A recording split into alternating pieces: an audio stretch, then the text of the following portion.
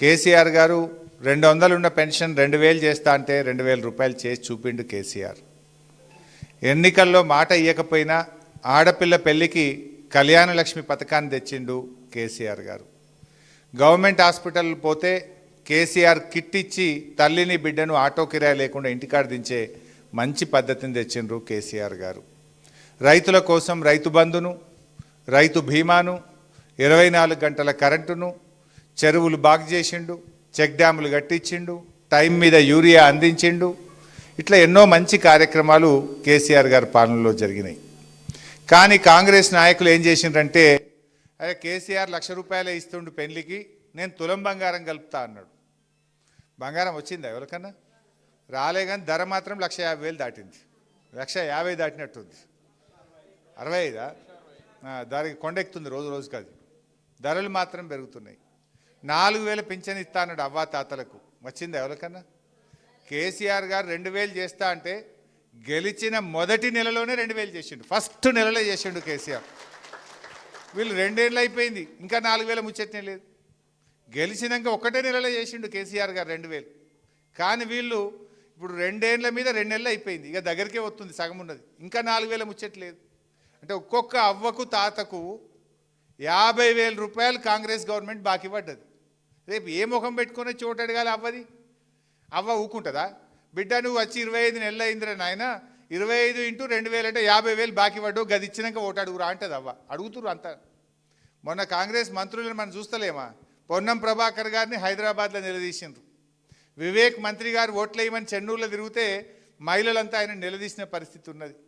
మదిరలో బట్టి విక్రమార్క గారిని రైతు బంద్ ఏదని ప్రజలు నిలదీసిన పరిస్థితి ఉన్నది.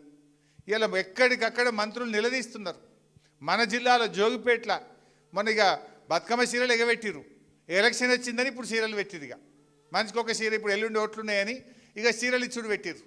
మొన్న ఆమె ఎవరు అడుగుతున్న జోగిపేటలో, నీ చీర ఏమొద్దు, నా మహాలక్ష్మి పైసలు ఇవి అంటుంది. ఇక 2,500 2,500 ఎప్పుడుతో చెప్పు అంటుంది. అంటే ప్రజలు మనకంటే తెలివైన వాళ్ళు. ఎంతకాలం మోసం చేస్తావు? 6 నెలలు చెప్తావు, ఏడాది చెప్తావు, 2 ఏళ్ళు చెప్తావు, ఇంకా ఎంతకాలం మోసం చేస్తావు? ఇంకెంతకాలం ప్రజల్ని మభ్యపెడతావు? ఇలా ప్రజలకు విషయాలు అర్థమైపోయినాయి. కేసీఆర్ గారు ఉన్నప్పుడు మంచిగా ఏదంటే మాట మీద నిలబడి మంచిగా చేసిండ్రు. మనం నేను సునీతమ్మ గారు నర్సాపూర్ సబ్స్టేషన్కి పోయినాం. కరెంట్ ఎంతసేపు వస్తుందని చూస్తే 12 గంటలే వస్తుంది. చెప్పుడేమో 24 గంటలు. బాయిల కాడ సాయంత్రం 6 గంటలకు కరెంటు పోతే మళ్ళీ పొద్దుగాల 4 దాకా వస్తలేదు. 5:30 6 పోతుంది, పొద్దుగాల 4 గంటలకు 5 గంటలకు వస్తుంది. అంటే కరెంటు కూడా సరిగా ఇచ్చే పరిస్థితి లేదు. ఇవన్నీ జరుగుతూ ఉన్నాయి. నర్సాపూర్లో ఆ రోజు veg non veg market start చేసినాం. మంచి వైకుంఠధామం స్టార్ట్ చేసినాం. మంచి మున్సిపల్ ఆఫీస్ కడదామని స్టార్ట్ చేసినాం. మన గవర్నమెంట్ మారి 2 ఏళ్ళే, ఎక్కడేసిన గొంగలు అక్కడనే, రూపాయి పని కూడా అవుతలేదు, అన్నీ ఆపేసింది రేడి కాడ. అంటే పాలన తక్కువ, ఓన్లీ ప్రచారము, అబద్ధాలు, కేసులు, ప్రతిపక్షాలను సతాయించుడు. నువ్వు ఇచ్చిన మాట నిలబెట్టు, ప్రజలకు ఇచ్చిన హామీ అమలు చేయి.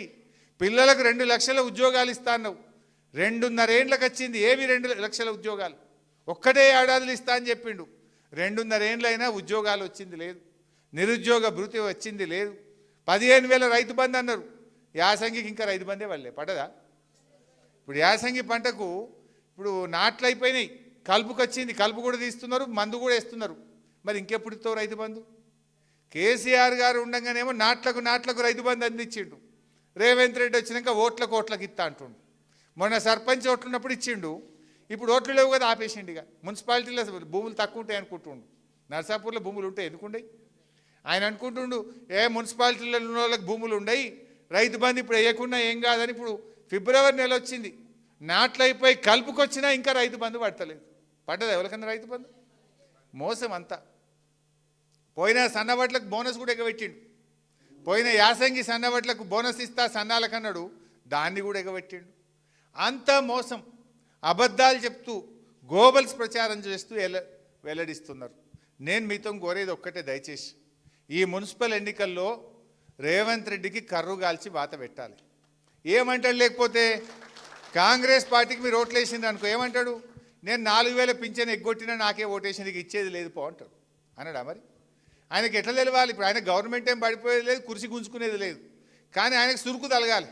రేవంత్ రెడ్డికి ఎప్పుడు అర్థమవుతుంది? నేను 4000 పింఛన్ ఎగ్గొట్టినా అని అవ్వాతాతలు నాకు ఓటేయలేదు.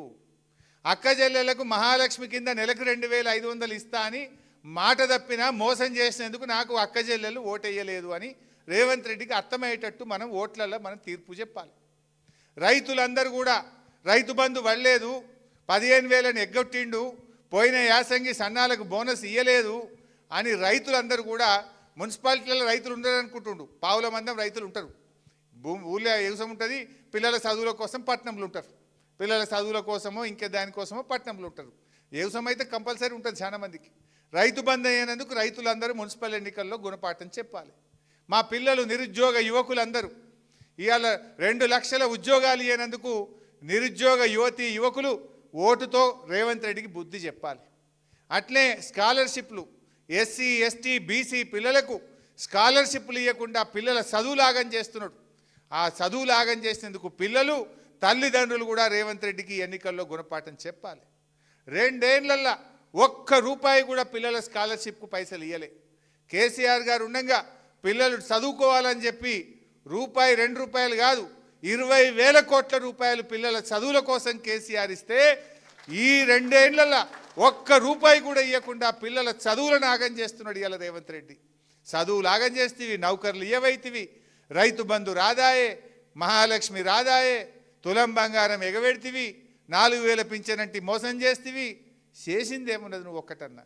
అందుకే మనం ఆయనకు బుద్ధి చెప్తేనే గవన్నీ మనకు వస్తాయి. అవి రావాలంటే రేవంత్ రెడ్డి కళ్ళు తెరవాలంటే, కాంగ్రెస్ వాళ్ళకు సోయి రావాలంటే ఈ ఎన్నికల్లో కాంగ్రెస్ను ఓడిస్తేనే మనకు అవన్నీ వస్తాయి. మనం మళ్ళీ కేసీఆర్ ప్రభుత్వం రావాలి, మళ్ళీ బీఆర్ఎస్ రావడం కోసం మనం బాటలు వేద్దాం. అందరూ కూడా దయచేసి ఈ ఎన్నికల్లో కాంగ్రెస్ను ఓడించండి. కాంగ్రెస్ కోటేస్తే మన ఏళ్ళతో మన కన్ను పొడుచుకున్నట్టే. ఇక తులం బంగారం ఇవ్వకపో అన్నట్టు అవుతుంది. ఇక 4,000 ఇవ్వకుండా నీకే వేసిన నాకు చాలు 2,000 అన్నట్టు అవుతుంది అన్నాడా? మరి నేను ఇవ్వకుండా ఎగబెట్టినా వేసిండు నాకు. ఇక హరీష్ రావు ఏం మాట్లాడతావే అప్పుడే కూర్చో అంటాడు నన్ను. నేను ఎవరి కోసం కొట్లాడుతున్నా? మీకోసం కొట్లాడుతున్నా. మీకు 4,000 ఎందుకు ఇస్తలేవు అని కొట్లాడుతున్నాం రోజు. సునీతమ్మ అసెంబ్లీలో అడిగింది మొన్న, 4,000 ఎప్పటి నుంచి ఇస్తావు, మహాలక్ష్మి ఎప్పుడు ఇస్తావని సునీతమ్మ గారు అసెంబ్లీలో రేవంత్ రెడ్డిని గట్టిగా నిలదీసింది మొన్న అసెంబ్లీలో. ఇంకా గట్టిగా కొట్లాడద్దా సునీతమ్మ? గట్టిగా కొట్లాడాలంటే సునీతమ్మకు శక్తిని ఇవ్వాలి, మీరు మాకు బలాన్ని ఇవ్వాలి. మీరిచ్చే బలం, మీరిచ్చే ఓట్లు మాకు టానిక్ లెక్క పనిచేస్తాయి. మేము ఇంకా గట్టిగా రేవంత్ రెడ్డిని కొట్లాడతాం, మీ హక్కులు సాధిస్తాం. దయచేసి మీరు అందరూ కూడా ఈ ఎన్నికల్లో మంచిగా పనిచేయండి. అందరూ ఇప్పుడు ఒక దీపంతో ఒక దీపాన్ని ముట్టించినట్టు ఇక్కడ వచ్చిన చెల్లెళ్ళు, ఇక్కడ మీరందరూ ఇంకొక చెల్లెకి చెప్పాలి, మీ గ్రూప్లోళ్ళకి చెప్పాలి, మీ గల్లోళ్ళకి చెప్పాలి, మీ చుట్టాలకు చెప్పాలి, గుడికి పోతే ముచ్చట పెట్టాలి, రేవంత్ రెడ్డిని ఓడగొట్టాలి, కాంగ్రెస్ని ఓడగొట్టాలని మంచిగా చెప్పి అర్థం చేసేటట్టు ప్రజలందరూ కూడా చెప్పుకొని గుణపాఠం చెప్పాలి. మనం మోసం చేసిన వాళ్ళకి గుణపాఠం చెప్పొద్దా? తప్పు చేసిన వాడిని, మోసం చేసిన వాడికి ఏం చేయాలి? మనం మోసం చేసిన వాళ్ళకు బుద్ధి చెప్పాలి. ఎప్పుడైనా మనకు మోసం చేసిండ్రు, 6 గ్యారంటీలను మేము 100 రోజుల్లో అమలు చేస్తామన్నారు. 100 కాదు 800 రోజులైంది, 800 రోజులైంది. కానీ 6 గ్యారంటీలు అమలు కాలే, ప్రజలను మోసం చేసిండ్రు. అందువల్ల బాగా ఆలోచన చేయండి. ఇక బీజేపీ అంటారా, వాళ్ళు మనకు చేసిందేమి లేదు, చేసేది అంతకంటే లేదు. గోధుమలకు ఉత్తర భారతదేశంలో వండే గోధుమలకు ధరలు పెంచిర్రు, మన దగ్గర వండే వడ్లకు మాత్రం పెంచుతలేరు. వడ్ల కంటే గోధుమలకు ₹300 ఎక్కువ ఇస్తారు. మన దగ్గర గోధుమలు వండుతాయా? మరి బీజేపీ వాళ్ళు అంటేనే వాళ్ళు ఉత్తర భారతదేశం, వాళ్ళ దిక్కే చూసుకుంటారు తప్ప మన దిక్కు చూడరు. గోధుమల గురించి ఆలోచించారు తప్ప వడ్ల గురించి బీజేపీ వాళ్ళు ఆలోచన చేయలే. ఢిల్లీకి వెళ్ళి నిధులు రావు, అన్నీ ఉత్తమాటలే ఉంటాయి. అందువల్ల మీరు ఇవాళ కాంగ్రెస్ బీజేపీ 2 ఒకటైనాయి తెలంగాణలో. ఇప్పుడు రేవంత్ రెడ్డి గట్టి కొట్లాడేది ఎవరు? మనం కొట్లాడుతున్నాం, గులాబ్ జెండోలం కొట్లాడుతున్నాం. 4,000 పింఛన్ ఏంది, రైతు బంధు ఏంది, కరెంట్ ఏంది, బంగారం ఏది, ఉద్యోగాలు ఏవి, పిల్లల ఫీజు రియంబర్స్మెంట్ ఏంది, బతుకమ్మ చీరలు ఎడబోయినాయి, కేసీఆర్ కిట్ ఎడబోయింది, న్యూట్రిషన్ కిట్ ఎక్కడ పోయింది, మా రోడ్లు అట్లా ఎందుకు ఉన్నాయి, మా మార్కెట్ గానే ఎందుకు ఆగిందని పొద్దుగాలు వేస్తే ఎవరు దండలాడుతున్నారు? బీఆర్ఎస్ పార్టీ వాళ్ళు దండలాడుతున్నారు. బీజేపీ వాళ్ళేమో రేవంత్ రెడ్డి భజన చేస్తారు, రేవంత్ రెడ్డికే మద్దతు పలుకుతారు. వాళ్ళు ఒకటైపోయారు, బీజేపీ వాళ్ళు కాంగ్రెస్ వాళ్ళు. బడే బై చోటే బైలు ఒకటైపోయారు. అందువల్ల ప్రజల కోసం పోరాడే పార్టీ, ప్రజల పక్షాన నిలబడే పార్టీ బీఆర్ఎస్ పార్టీని మీరు అందరూ గెలిపించుకోవాలని చెప్పి కోరుకుంటూ జై తెలంగాణ.